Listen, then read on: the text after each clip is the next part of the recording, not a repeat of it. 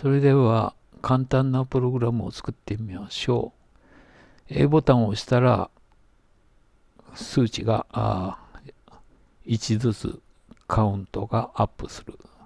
B ボタンでカウントがダウンするというプログラムを作ってみましょう。まず、プロジェクトで、プロジェクト名を、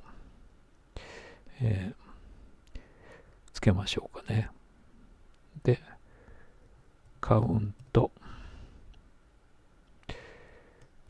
アッププログラムにしましょうかね。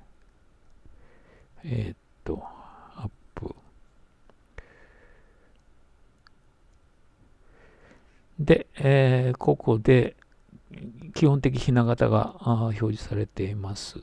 ここでこの部分は必要ないので、ここを削除しましょうか。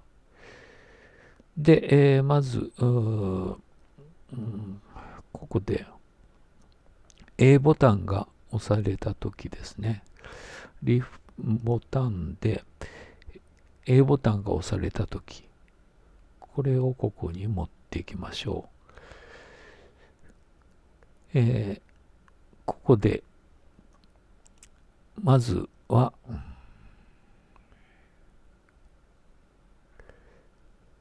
ここで、n イコール0にしましょうか。で、ここで押したら A って押しますよね。ここで n イコール n プラス1にしましょうか。そしてこれをここに表示っていうことですね。スクロール、ここで、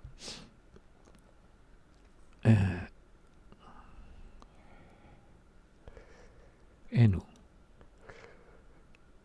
れを実行すると、1、2というような形でカウントアップしますよね。そしたら今度は B であったら、今何も機能してないんですけども、今度は B が押されたらというカウントダウンするように、ここで、コピーしたのをここ貼り付けてやって、ここで、B ボタンがプレスされたら、ここでマイナスというふうにすると、1、2、3、2、1、0。こういうような形でプログラムを作成することができるという例を紹介しました。